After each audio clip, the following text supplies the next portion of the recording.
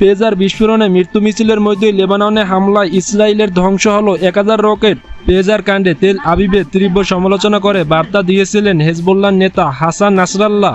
পেজার বিস্ফোরণে লেবাননে মৃত্যু মিছিলের মধ্যে সে দেশে বড়সড় হামলা চালালো ইসরায়েল। পেজার কাণ্ডে তেল আবিবে তীব্র সমালোচনা করে বার্তা দিয়েছেন হেজবুল্লাহর নেতা হাসান নাসরাল্লাহ। তার ভাষণের পরদিনই লেবাননে হামলা ইসরায়েল সেনার। জানা গিয়েছে ইসরায়েলি হামলায় গুড়িয়ে দিয়েছে হেজবুল্লাহর 100টি রকেট লঞ্চার, ধ্বংস হয়েছে 1000 ক্ষেপণাস্ত্র। তবে দুই দেশকে আপাতত শান্ত থাকতে অনুরোধ জানিয়েছে আমেরিকা, ব্রিটেন।